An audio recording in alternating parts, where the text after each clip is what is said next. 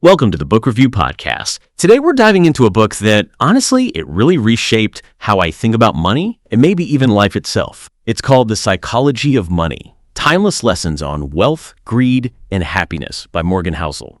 Our mission is basically to dig into this fantastic book and pull out the most important nuggets of wisdom for you. Now, what makes this one so interesting is it's not your typical finance book, full of spreadsheets and market predictions. It's more in the behavioral finance genre. It really explores the why behind our money decisions. The main idea is that doing well with money, it has way less to do with how smart you are and everything to do with your behavior, your emotions, your own personal history. It's a really compelling look at the soft skills of finance. It's so true, isn't it? That's the core premise right from the start. Financial success isn't some hard science. It's a soft skill. And what's really striking is how Housel shows that a genius, someone brilliant, but who loses control of their emotions, they can be a total financial disaster. Well, ordinary folks with maybe no financial education can actually become wealthy just through behavioral skills, patience, humility, things like that. Yeah, and he gives these incredible contrasting stories that just hammer this point home. There's this tech executive, a total genius, right? Patented a key part of Wi-Fi, started and sold companies, but with money. He showed this, insecurity, almost childish stupidity, Housel calls it, flashing cash, throwing gold coins in the ocean, paying $5,000 for a $500 lamp, and predictably he went broke. Then he flipped the coin, and there's Ronald Reed, a humble janitor, gas station attendant in Vermont, died at 92 with over $8 million, left millions to charity. His secret. So it's just simple. Saving what little he could, investing in solid blue chip stocks, and then just waiting decades, letting it compound. And the kicker, just months before Ronald Reed died, this Harvard-educated Merrill Lynch exec, Richard Cuscone, who retired super early. He had his mansions foreclosed on. It really makes you think. Those stories, they really do highlight something quite unique about finance, don't they? I mean, you wouldn't expect a janitor to outperform a top surgeon in the operating room, right? Or an engineer designing a reactor. But in investing, patience and those behavioral skills can absolutely crush formal education and connections sometimes. Why is that? Why do people act so differently with money? Well, that leads to this idea Housel puts forward: no one's crazy, which really hit me because we all tend to judge, right? He argues everyone's experience with money is totally unique. It's shaped by, your generation, how you were raised, your income values, the economy you live through, even just pure luck. So it seems nuts to one person, makes perfect sense to another based on their life story. Someone who grew up poor, they just think about risk and reward completely differently than someone from wealth. It's their anchor. And that framing helps make sense of things that seem like paradoxes, like Americans spending more on lottery tickets than on movies, games, music, sports, and books combined.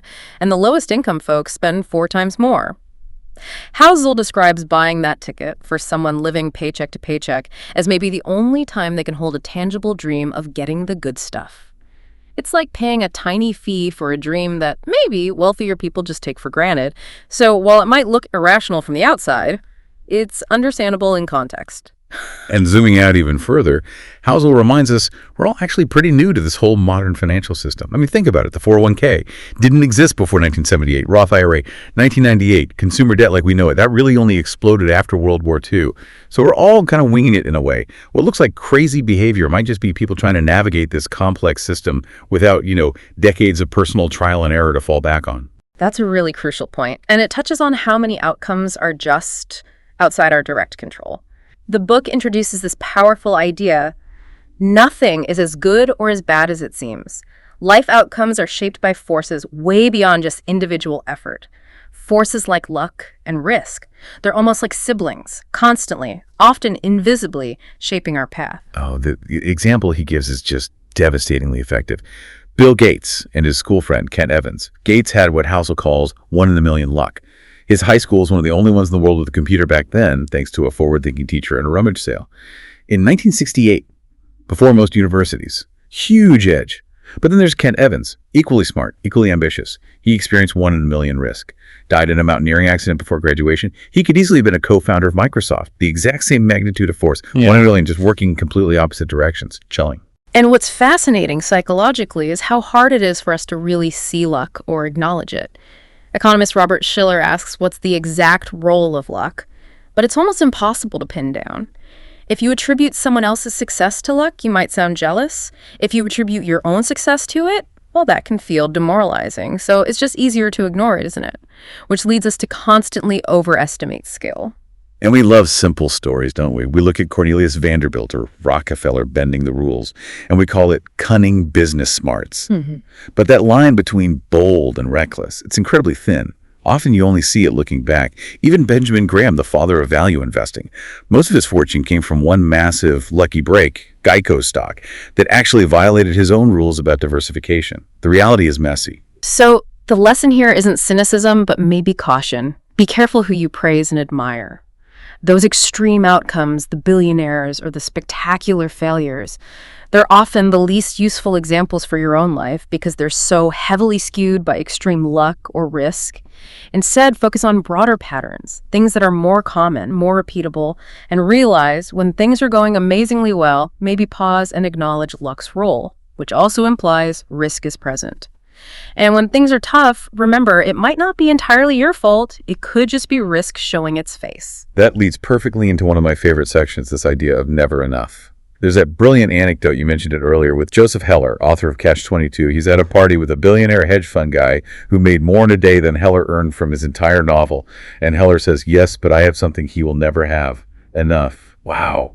That one word, enough. It's so powerful. But where is enough? It's the critical question, isn't it? And the problem Housel points out is that for so many people, especially the really wealthy, there just seems to be no upper limit. That insatiable desire for more, it's dangerous. It pushes people to risk things they absolutely have and need for things they don't have and actually don't need at all.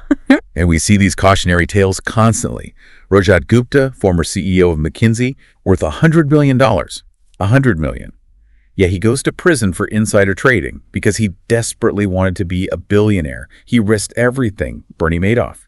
Same story, different details. Ruined countless lives, including his own, driven by that need for more.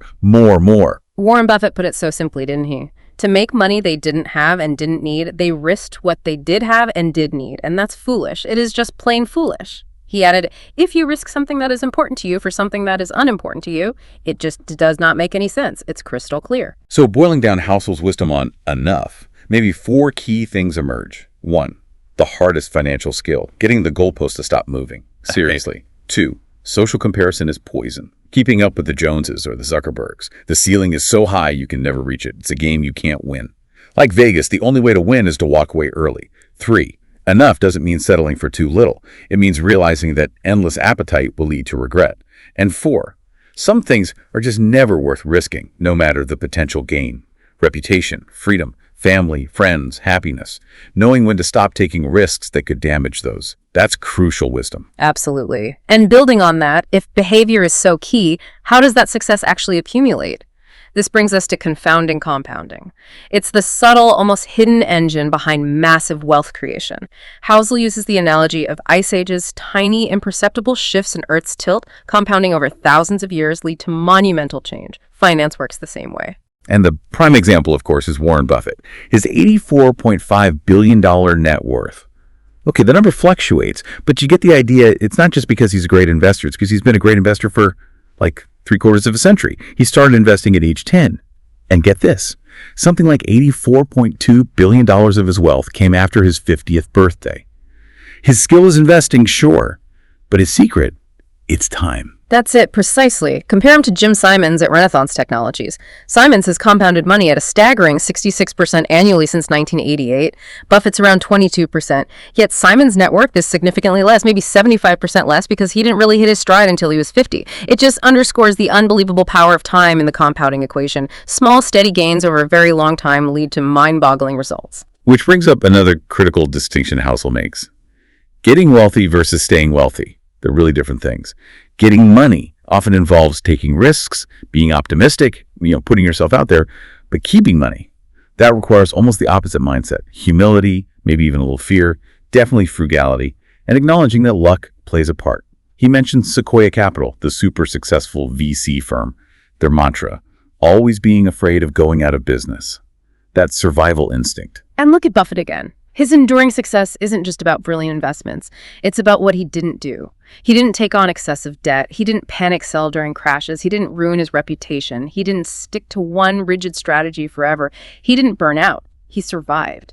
And survival allows compounding to work its magic over the long haul. There's a great cautionary tale about Rick Guerin, who was an early partner with Buffett and Munger. Just as smart, apparently, but he was in a hurry. During the nasty 1973-74 downturn, he'd used margin loans, got caught, and was forced to sell his Berkshire stock back to Buffett at rock-bottom prices. He was great at getting wealthy, but terrible at staying wealthy. That distinction is key. So the survival mindset really boils down to a few core ideas. 1. Aim to be financially unbreakable. Can you withstand losses without being forced to sell at the worst time? Cash might feel like dead weight in a bull market, but it's survival insurance in a bear market. 2. Plan on your plan not going according to plan. Sounds weird, but it's vital. Good planning embraces uncertainty. It builds in room for error or margin of safety. It's not about being conservative. It's about increasing your odds of sticking around. And 3, have a barbelled personality. Be optimistic about the long-term future, absolutely, but be paranoid about the short-term threats that could stop you from getting there. Growth and destruction happen simultaneously. You need to survive the chaos. Right, and surviving, staying in the game long enough, means accepting you won't always be right, which leads to tails. You win. Housel explains in many areas, especially finance, outcomes are driven by the long tails, the extreme ends of the distribution. A tiny number of events account for the vast majority of the results. He uses the art dealer Heinz Berggruen as an example. 99% of the art he bought wasn't worth much, but the 1%, a few Picassos made him incredibly rich. Or Walt Disney, hundreds of cartoons, many lost money. But Snow White, it changed everything. Earned $8 million in 6 months back then, paid off all the studio's debts. That one movie, that one tale was basically all that mattered. And this power of tales isn't just for startups or art. It's everywhere. Look at venture capital. Data shows something like 65% of VC investments lose money, but a tiny sliver, maybe 0.5%, generate 50x returns or more. Those few massive winners drive almost all the industry's profits. And it's true even in public markets with established companies. One study found 40% of Russell 3000 stocks effectively died, lost most value, never recovered. But just 7% of the companies in that index were responsible for all of its massive gains since 1980. Those outperformers, those tails, did all the heavy lifting. So the takeaway is actually kind of liberating. It's normal to be wrong a lot of the time. Even the investing legends like Peter Lynch said they were maybe right 6 times out of 10. Jeff Bezos at Amazon, Reed Hastings at Netflix, they build cultures that embrace failure, knowing that a few huge wins, the tail successes, will more than make up for the misses. You don't need to hit home runs every time. Which leads Housel to offer a really interesting definition of an investing genius.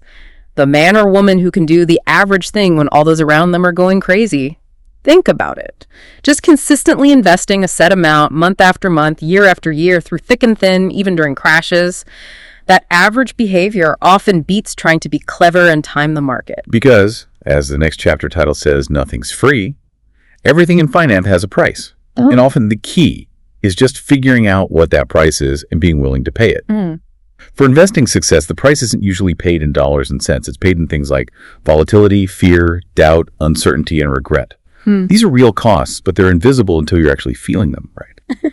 Deep in your gut during a market plunge. Exactly. And so many people try to get the returns without paying that price. They try to dodge the volatility by jumping in and out of the market. But studies show that often leads to underperformance. Tactical funds trying to avoid downturns often miss the subsequent rebound. Or look at GE under Jack Welch. He famously smoothed earnings to avoid short-term pain and volatility, but it masked underlying problems and arguably led to bigger long-term losses down the road. They weren't willing to pay the price of transparency. So Housel suggests reframing this. Instead of seeing market drops and volatility as a fine, like a penalty for doing something wrong, think of it as a fee. Like the price of admission to Disneyland. You pay the fee because the experience, the potential long-term reward of market growth is worth it.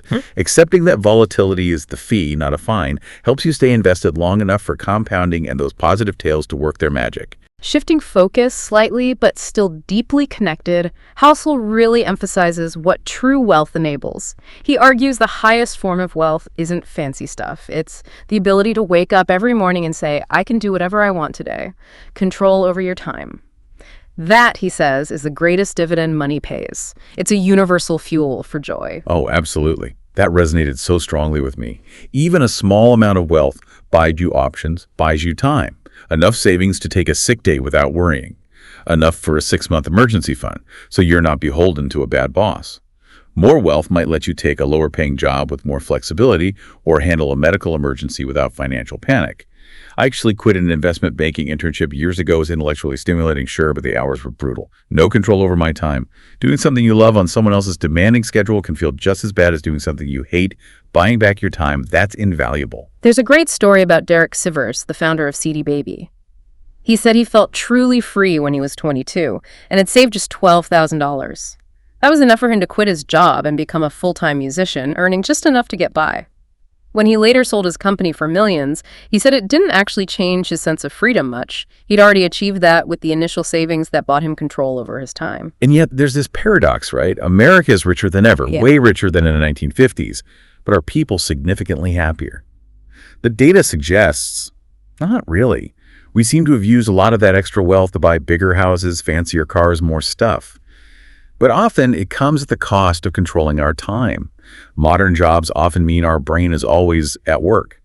And Housel cites studies asking elderly people what they valued most looking back. It wasn't the money or possessions, it was friendships, feeling useful, and having unstructured time with family, control, and connection. Which ties into this brilliant observation Housel calls the man in the car paradox. When you see someone driving a really fancy car, say a Ferrari, you don't really think, wow, the driver of that car is cool. No, your immediate thought is, wow, if I had that car, people would think I'm cool. See the difference? People often chase wealth, hoping for admiration, but others tend to bypass admiring them and instead use their possessions as a benchmark for their own desires. He argues things like humility, kindness, empathy. Those generate far more genuine respect than any luxury good ever could. Which leads directly to the idea that wealth is what you don't see. It's not the spending, it's the opposite. It's the nice car not purchased, the expensive watch not bought. It's the financial assets that haven't been converted into visible stuff yet. Being rich is about current income, often displayed through spending.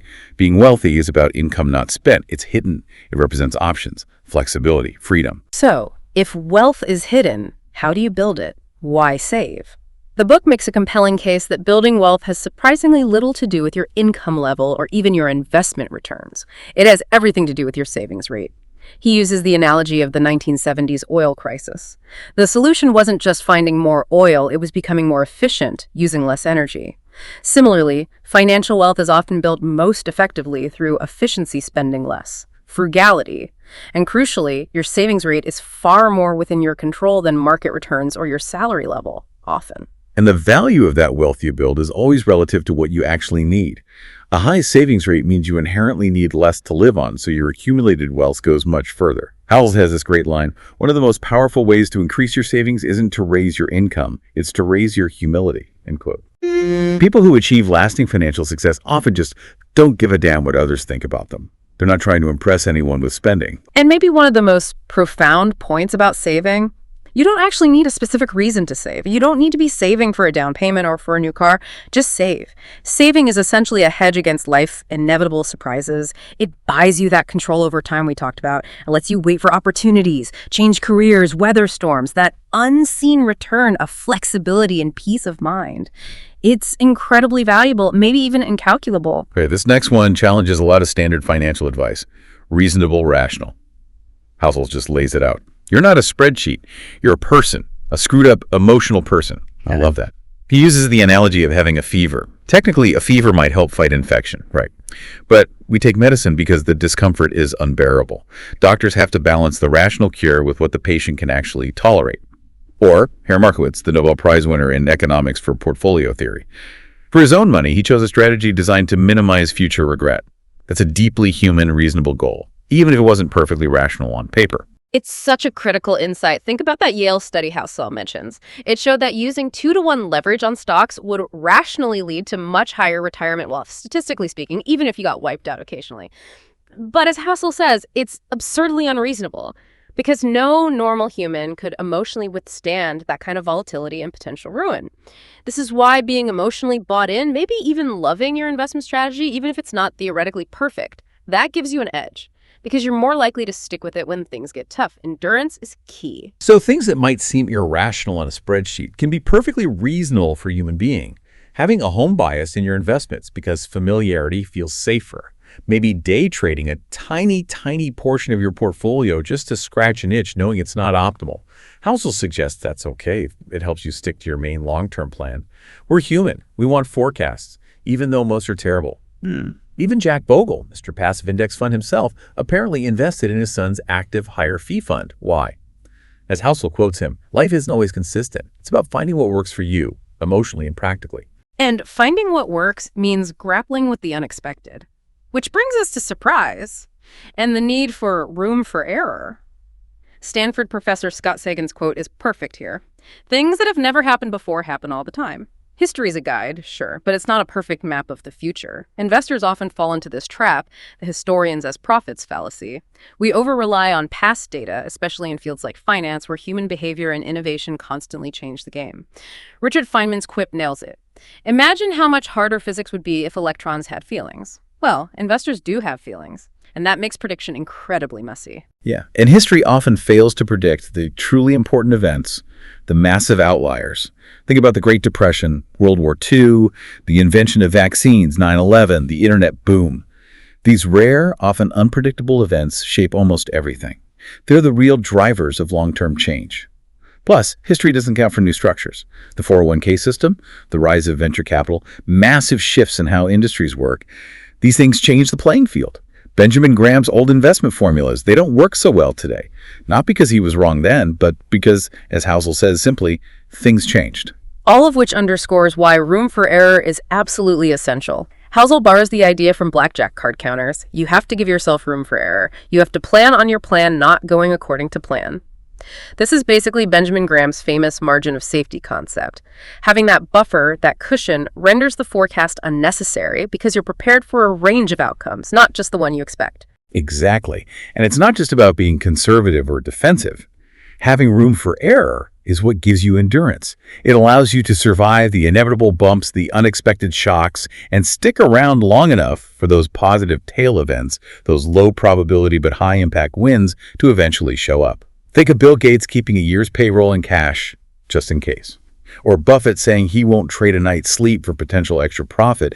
That's building in room for error. And it's not just financial room for error, it's emotional too. There's often a big gap between the level of loss you could technically survive on paper and the level you can emotionally handle without panicking. Recognizing that gap and planning for it is crucial. Housel mentions he personally assumes future returns will be a third lower than historical averages when planning. That builds in a buffer, not because he predicts lower returns, but for peace of mind. Remember the distinction. You can love risk, but you should be completely averse to ruin. Russian roulette has good odds on any single pull, but the potential downside is unacceptable. Leverage often turns manageable risks into potentially ruinous ones. Survival is paramount. And that room for error has to cover the truly unforeseeable stuff too, right? Housel tells that amazing story about German tanks in WWII being disabled by field mice chewing through wiring insulation. Who plans for that? Or startups facing burst pipes, burglaries, unexpected personal crises for the CEO. You need savings for the financial equivalent of field mice, the totally unpredictable things that life throws at you. Looking even further down the road, the book tackles two more really interesting psychological concepts: you'll change, and when you'll believe anything. Psychologists call it the end of history illusion. We tend to recognize how much we've changed in the past, but we vastly underestimate how much our personalities, desires, and goals will change in the future. We think our current self is the finished product. Yeah, you see it all the time. The 5-year-old wants to drive a tractor, becomes a lawyer, then maybe wants to stay home with kids, then later regrets not saving more for retirement earlier when their goals were different. Planning for a future self whose desires you can't predict is incredibly hard. Housel suggests maybe avoiding the extreme ends of financial planning, like planning to live on an extremely low income forever, or working punishing hours indefinitely. Balance at each stage might increase endurance. And this is why the sunk cost fallacy is so dangerous. Clinging to past decisions or efforts just because you already invested time or money, that's tough when your future self might want something completely different. Being willing to abandon old goals, even if it feels wasteful, can minimize future regret. And connecting to how we make decisions based on changing feelings, Housel points out the incredible power of narratives, of stories. He notes that between 2007 and 2009, the actual physical economy, the buildings, the factories, the workers, they didn't change that much. What changed dramatically were the stories we told ourselves about the economy. In 2007, it was stories of housing stability, brilliant bankers. In 2009, those stories shattered, replaced by narratives of fear and collapse. Stories drive behavior. Which means we're incredibly susceptible to believing things we want to be true. As Housel writes, the more you want something to be true, the more likely you are to believe a story that overestimates the odds of it being true. He calls these appealing fictions. We see this especially when stakes are high and we feel we have little control. People desperately wanted to believe Madoff's impossible returns were real because the story of finding the next Warren Buffett was so appealing. And this susceptibility really highlights the importance of defining your own game. What are your goals? What's your time horizon? It's so easy to innocently take cues from others who are playing a completely different game. Think about the dot-com bubble. Day traders flipping stocks had totally different motivations than long-term investors buying the same shares. If you don't know what game you're playing, you risk getting swept up by the actions and emotions of people whose goals and risk tolerance have nothing to do with yours. That leads to bad decisions and disappointment. And speaking of emotions, why is pessimism often so much more seductive? Housel notes, for reasons I have never understood, people like to hear that the world is going to hell. Pessimism just sounds smarter, more intellectual somehow. It grabs more attention.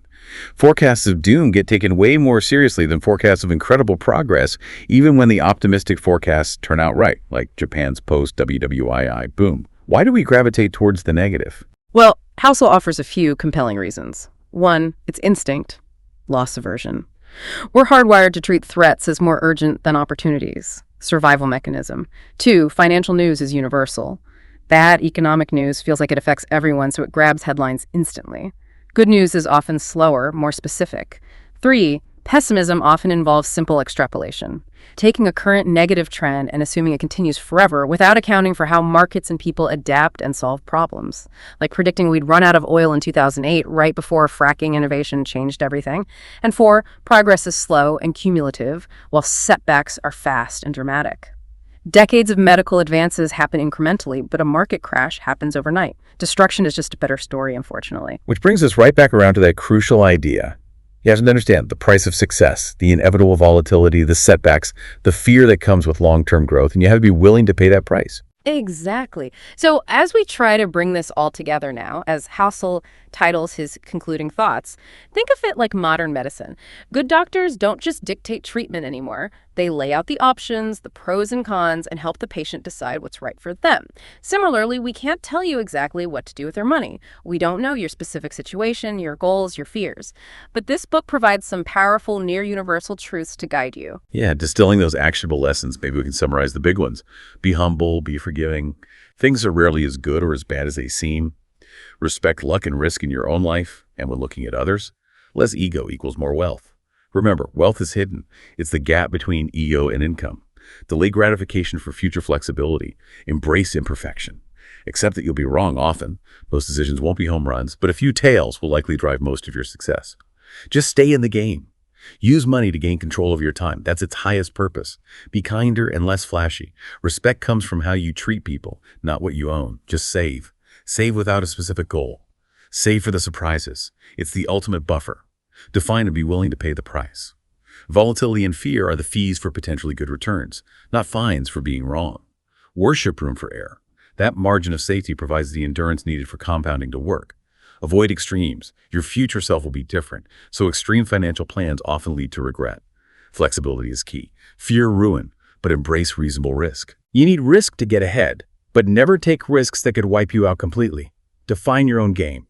Don't get sidetracked by what others are doing if they have different goals or time horizons. And finally, respect the mess. There's no single right answer in finance, just what works best for you, given your unique psychology and circumstances. For me, reading this book really crystallized my own approach. My primary goal isn't the absolute highest return, it's independence. The ability for my family and me to do what we want when we want on our own terms. Thanks for listening to the Book Review Podcast. If you enjoyed this episode, don't forget to subscribe, share, and leave a comment. See you next time.